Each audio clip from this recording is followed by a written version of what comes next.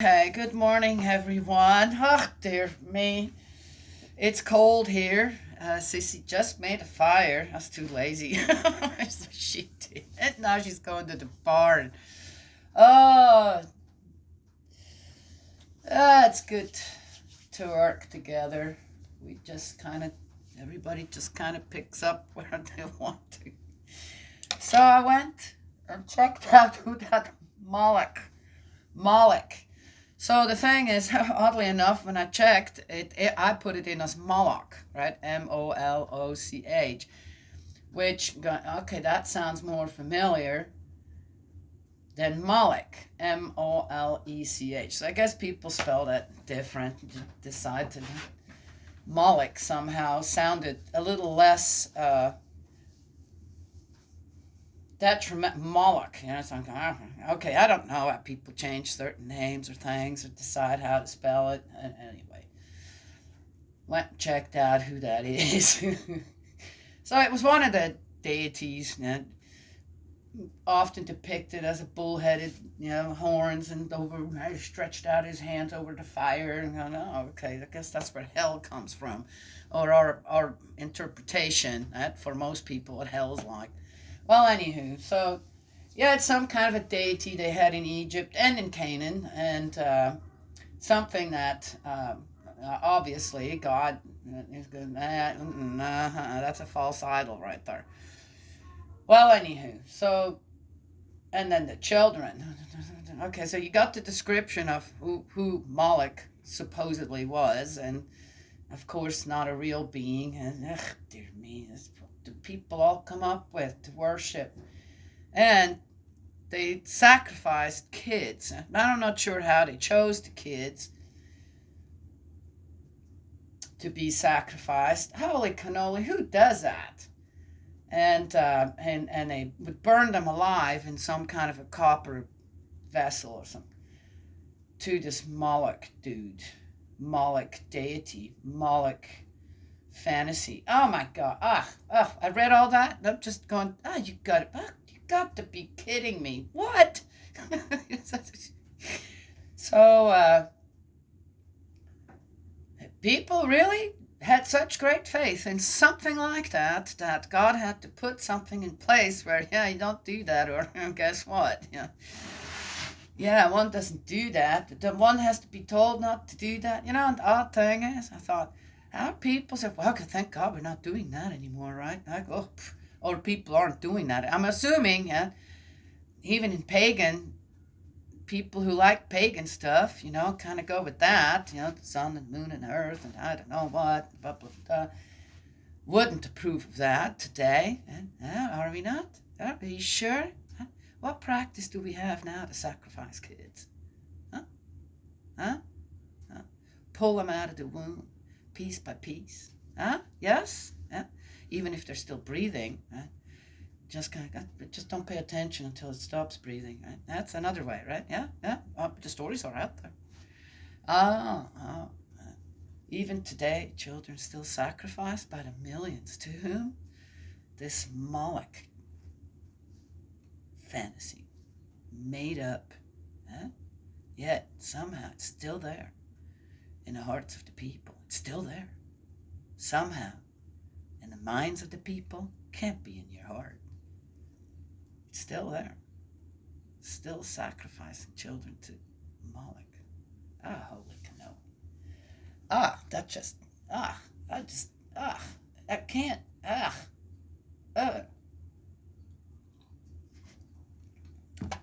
We're supposed to be the absolute best of the best of God's creation. What have we turned into? I just have to wonder. I never heard of this. Well, I never heard.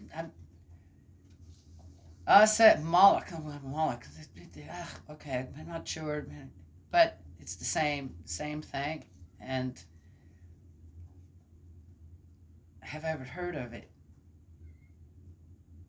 I can't say I haven't, but it was if it was a long time ago, maybe through some other studying or something. Couldn't remember when.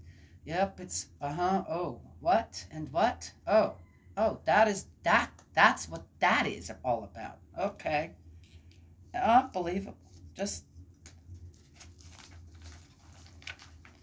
dear me, no wonder. I need some electrolyte. Let's see. Oh, hello. Oh. Oh.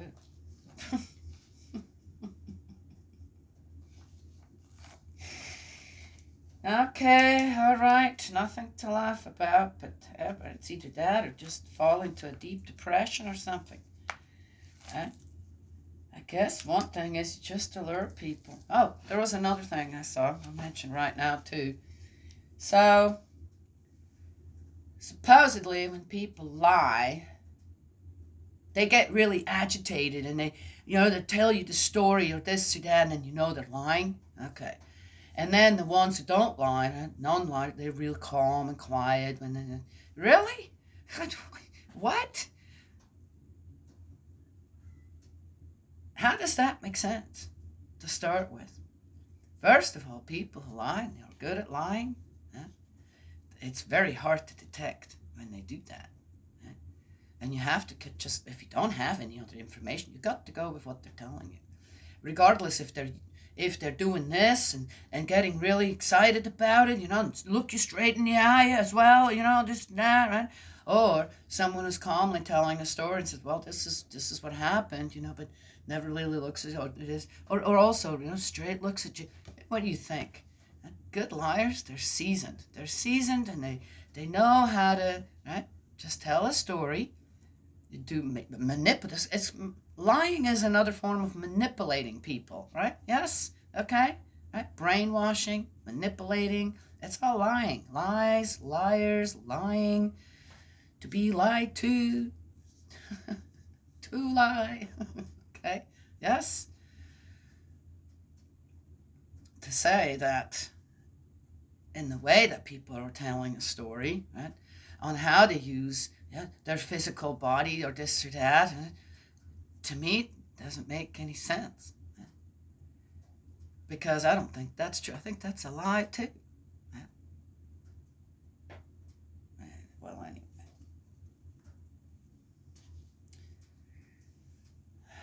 I think that unless one has some extra information, right? Evidence, right? That the person is lying, you're not going to know the truth. Right? Then it's either up to you to believe or not. And then usually, what I found is, I always give everybody the benefit of the doubt. Done, right? But eventually you find out, are they really telling the truth or not? Right? If you're long enough around them, if you study up yourself some, right, about certain things.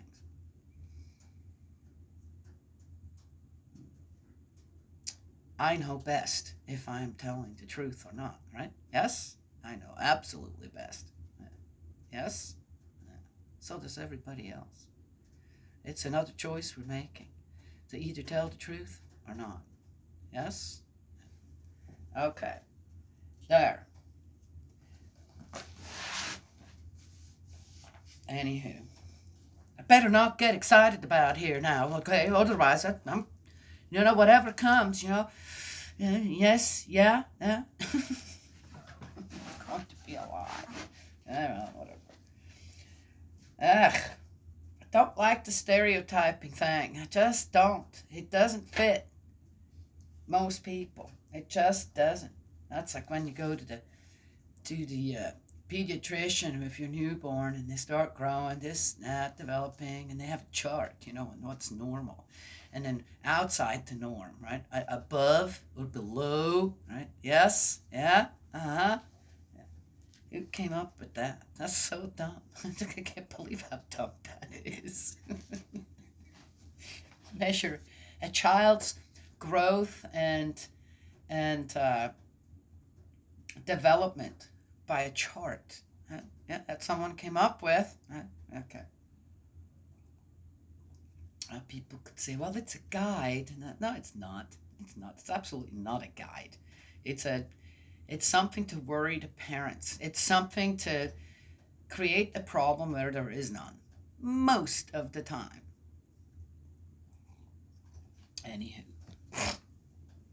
had my say on that. All right, we're in Leviticus 22. Holiness in consuming sacred food. The priests. Yahweh spoke to Moses and said, "Speak to Aaron and his sons. They must be consecrated by the holy offerings of the Israelites and must not profane my holy name. For my sake they must sanctify it. I am Yahweh. Say to them, any one of your descendants for all time who in a state of uncleanness approaches the holy offerings consecrated to Yahweh by the Israelites will be outlawed from my presence. I am Yahweh."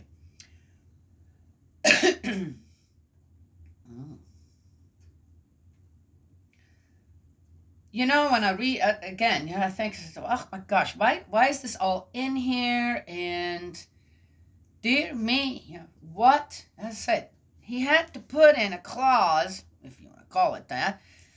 Don't sacrifice the kids to Moloch, okay, guys? That's punishable by death. He had to put things like that in to get the people away from what? Right? Yes? And to... No, I am. I am the one, okay? Don't give credit to anybody else out there. Right? And he had to reestablish that. Right? Why did he have to do it? He didn't have to do that with the animals or with the plants or the mountains or the seas, right? He didn't have to do that. He didn't have to change one seed out there. It's only us, humankind. We're the runaway ones, right? Yes, why? Because of that spiritual nature we were given, the freedom of will, right? To choose.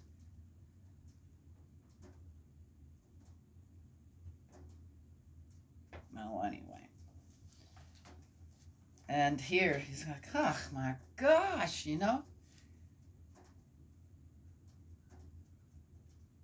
It seems like that when it comes down to it, especially when it comes down to the negative, the people are just stubborn, will, and they can, they're so consistent when it comes to certain things.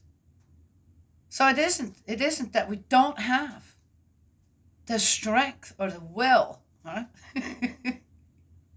It's just in the direction that it has gone all around the world with people is I guess our direction. We want it to go, right? Anyway, but it's interesting. Right? So we definitely, when it comes to that, the strength of our will and our wantonness to choose, even if it's bad for us, bad for others, bad for the rest of the world, this, that, for the family, whatever. We got no problem. And have inherited that will and strength comes from somewhere too. Except we're using it in the complete wrong direction. Yeah? Yes? So God's trying to pull people back. Okay, come on now. It had to be so strict with, well, this is what you do. I would say, too, that the priests at that time were a great, had to be a great example to the rest of the people, right? Yes? Okay. Well, I said that. Anyone of Aaron's line who is afflicted with a contagious skin disease or a discharge will not eat holy things until he is clean. Anyone who touches anything made unclean by a dead body or who has a seminal, dear me, discharge, or who is made unclean by touching any kind of reptile or any one who has contaminated him with his own uncleanness, be it what it may. In short, anyone who has had any such contact will be unclean until evening, and must not eat holy things until he has washed his body.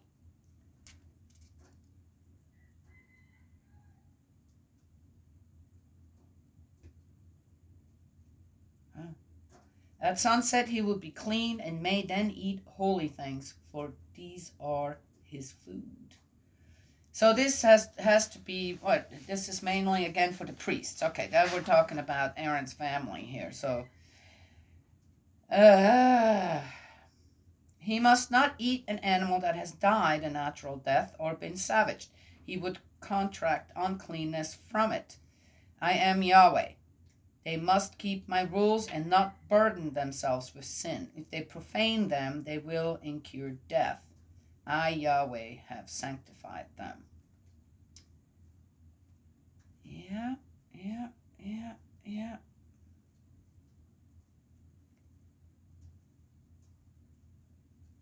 No leeway. There's no. Nope. It's absoluteness, really, when it comes down to it. And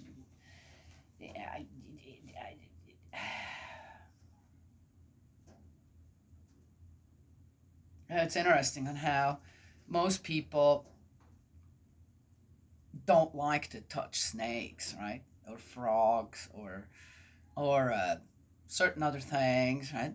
You don't like to touch. It's kind of go,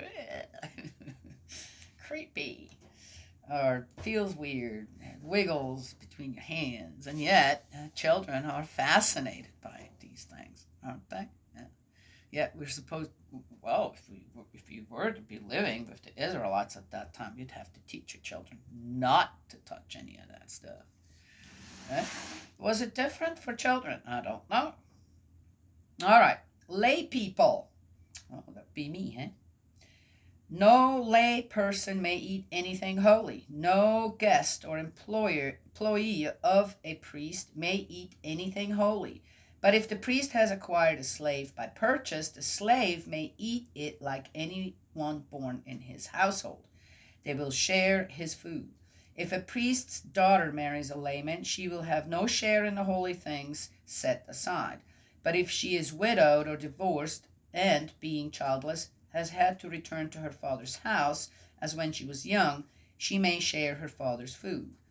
Oh, that's nice. It seems like there's some fairness going on here.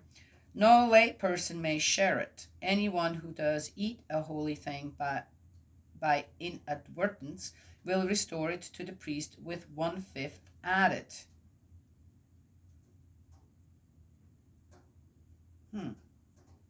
They may not profane the holy offerings which the Israelites have set aside for Yahweh.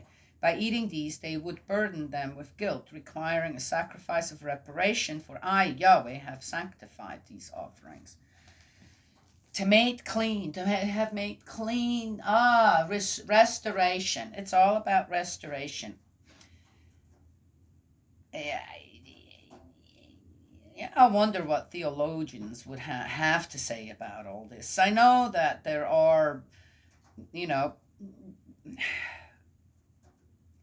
do we really understand this properly? We're not just read this as a lay person, okay?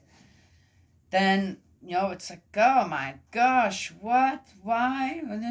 What, I can't have none of that holy food? Well, how unfair is that? Come on now.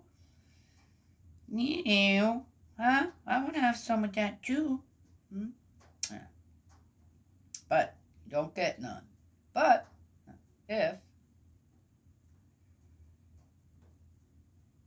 I'm not sure, but maybe we'll find out more why that is. Huh?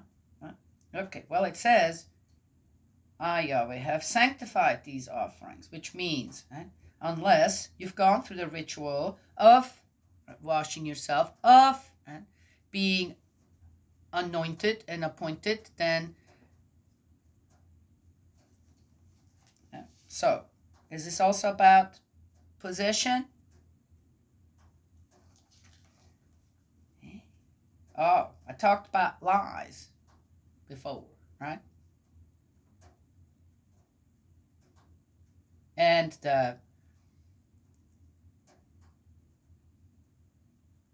maybe the how difficult it was for the people to switch now from what they've been gosh, for generations and generations, they were following what? Right? In Egypt, right? Oh, now they're going to Canaan, where that's still, right, a part of. Oh, so wouldn't it be really easy for people to slip right back into that? Yes? No, oh, not much different from a drug addict, right? Goes into rehab and stays there and gets well, and it does really well, feels great, comes out, and what happens often? Within a short amount of time. Because on the outside, the friends haven't changed, right? And people feel lonely. You go right back to, and then you start right back into. Interesting, huh? So it's not necessarily about one's better than the other. It's about, I got to teach you 100% before you get where you're going that this is my way. This is the way, my way, and it's the only way. Right? It's like restoring a whole people who, right, done what? Sacrificed their children to Moloch? Burnt them alive? In kettles? Hello? Wow. Yeah. So, must have been difficult. I'm actually amazed now. Thinking about all this, I'm kind of amazed. Man, that took some thinking. Sacrificial animals. Yahweh spoke to Moses and said, "Speak to Aaron, to his sons, and to all the Israelites, and say, any member of the house of Israel or any alien resident in Israel who brings an offering either in payment of a vow or as a voluntary gift and offers it as a burnt offering to Yahweh must, if he is to be acceptable, offer an unblemished male, be it bull or sheep or goat. You will not offer anything with a blemish, for it would not make you acceptable." Okay, blemish, I guess, could be, okay, whatever else. So I know we have this before, what an unblemished animal may mean. If anyone offers Yahweh a communion sacrifice, either to fulfill a vow or as a voluntary offering, the animal, be it from the herd or flock, must be perfect. If he is to be acceptable, it must be unblemished. You will not offer Yahweh any animal which is blind, lame, mutilated, ulcerous, scabby, or covered in sores. No part of such an animal will be offered on the altar as food burned for Yahweh. So, at the same time here now, too, God's letting the priests know the people have to make an effort to give the best, not the worst. Right? Yes?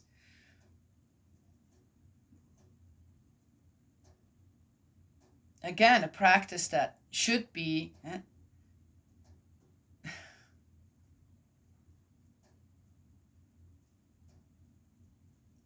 come natural to us. Right? Yes? But you have to mention it here because no, that's what we say, you know what, that one's not. Let's just offer this one. Right? It's no good anyway. Right? We can't eat it. This snatch just going to be burnt. Right? Yes? Ways around it. But yeah, to God, it's no.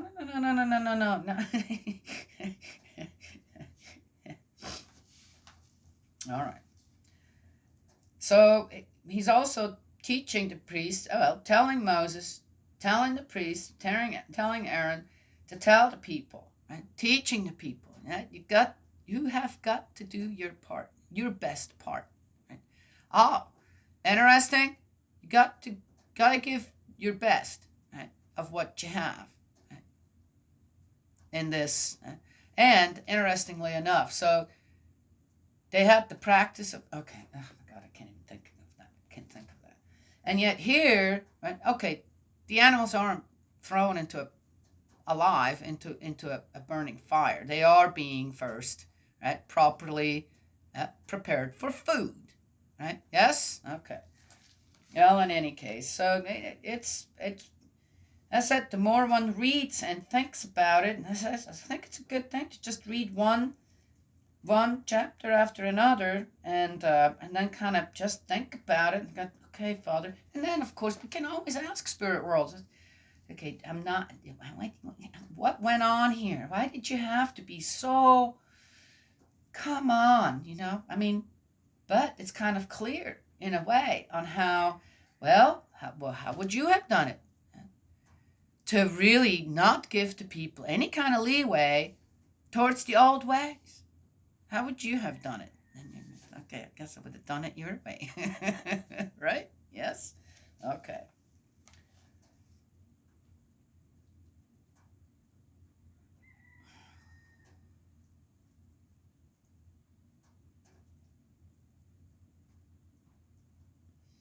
He gave the people something different to concentrate on.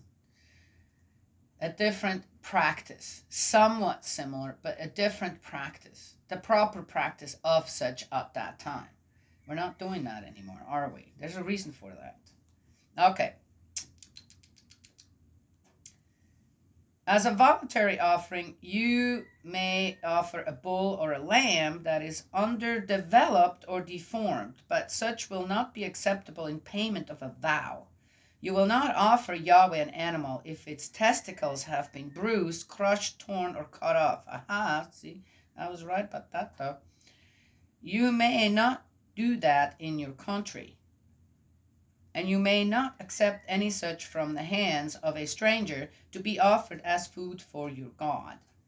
Their deformity is a blemish, and they would not make you acceptable. Oh, see, it was right about that one as well. Yahweh spoke to Moses and said, a calf, lamb, or kid will stay with its dam for 7 days after being born. From the 8th day onwards, it will be acceptable as food burned for Yahweh.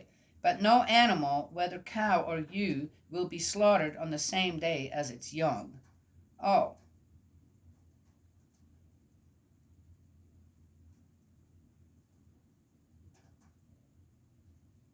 Oh. Interesting. To honor at least the cycle of life for what? A week? Okay then. Well, again, as I said, it's like everything needed to be specifically, okay, don't do this, don't do that.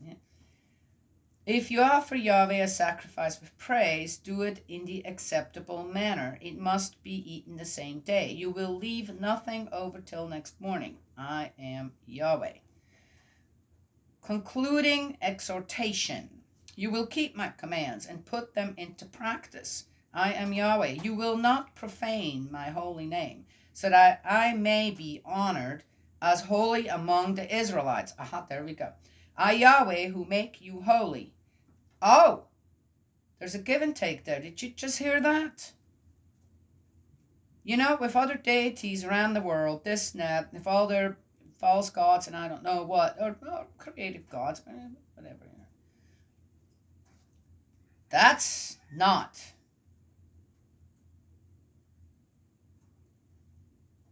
Wow, that is interesting. Let's read that one again. Oh, that's an interesting one. I wonder if you guys catch on to that.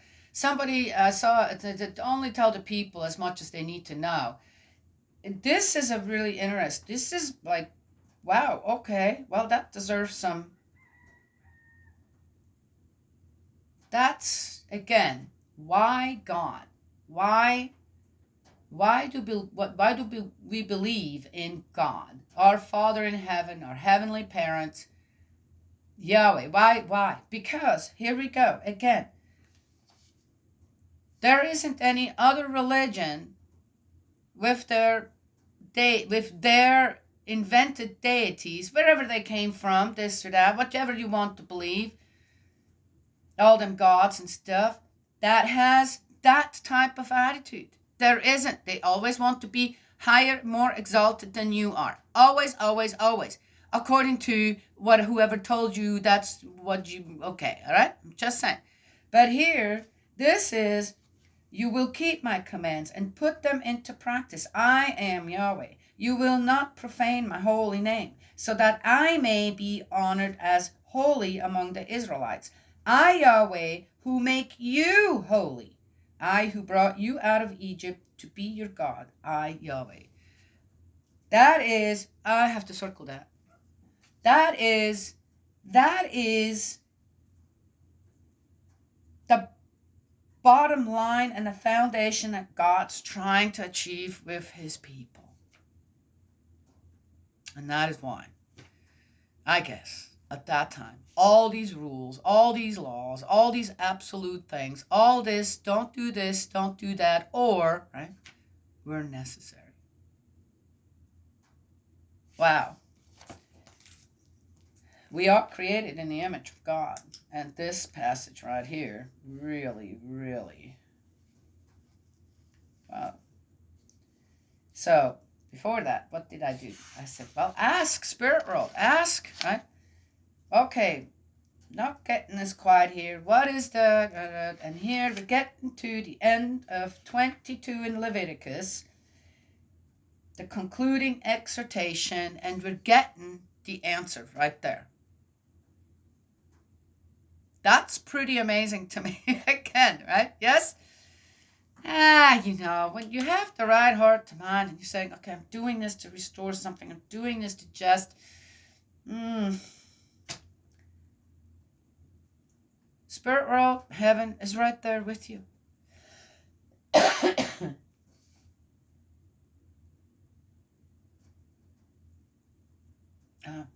Okay, well, there you go.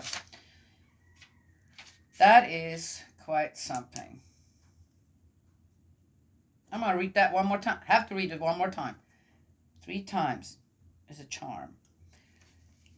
Concluding exhortation in Leviticus 22. You will keep my commands and put them into practice. I am Yahweh. You will not profane my holy name, so that I may be honored as holy among the Israelites. I, Yahweh, who make you holy. I, who brought you out of Egypt to be your God. I, Yahweh. Beautiful, isn't it? This is absolutely beautiful.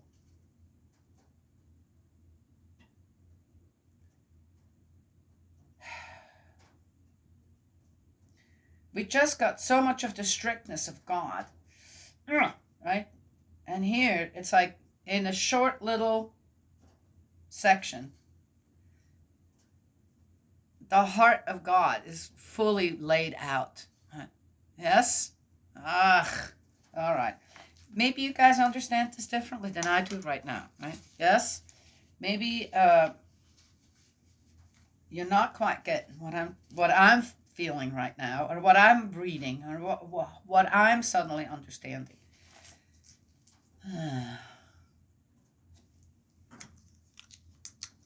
Anyway, so there it is. Ooh. My hands are warm now, pretty much, except for I have one cold thumb. I'm going to go clean the kitchen now. I still have a little bit of pulled pork left that someone gave us. I want to make some dumplings today. Pot stickers, dumplings. Yes, I make them from scratch. I do. Oh, and I thought, I love watching those videos. Or also dramas where there's a lot of cooking going on in it. Yes? Okay. So, and I have quite a few of those. I've rewatched them again. I do other things and just rewatched them again. Oh, what they're doing. And then pay attention when they're cooking. And, yeah, so I thought today, I said, I need to learn how to make those sauces. I need to learn more about the spices that are being used in certain things, and like curry. I want to make my own curry, right? Curry powder, right? Yeah. Just learned. Almost 60, just learned about curry's not a plant. So, right? So here it is. Even though I have great knowledge of plants, this, that, right? Yes? But never thought of it, never worried about it, never Well, I never thought. It doesn't grow here. Oh, but everything grows here to make curry, right? Yes. Didn't know. Didn't know. Oh, didn't know. And the question just came up. Curry. Is there a plant curry? I'm going, I don't know. Well, and my brother-in-law said, no, there isn't. It's a combination of spices that makes curry. A combination of plants that makes curry. I'm going, what? Really? It's true. You see, there you go. You never learn out, right? Yes? And even with extensive knowledge in something, right, you could still be wrong about certain other things. Or just not know them, not saying wrong. But if you don't know about it and you're not saying out there, well, there is a curry plant, right? Then you're not wrong. You just don't know. You're still learning, right? Yes? There you go. Oh, so that's one thing. I'd like to make some, again, with the ingredients that I have, right? Figure out how to create my own sauces and stuff like that without having to ferment them for 2 years or something, okay? I'm not doing that. Anywho, so there it is. That's all I have to share today. I'm gonna learn how to make a sweet and sour sauce, and I'm gonna make some pot stickers. Now dumplings. Ooh.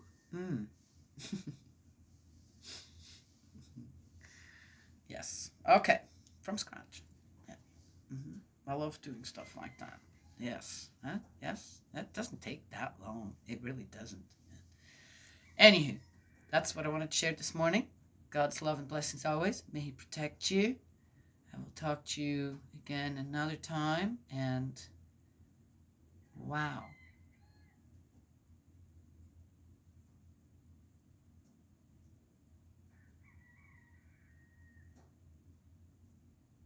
That was a really good one, I think. Okay.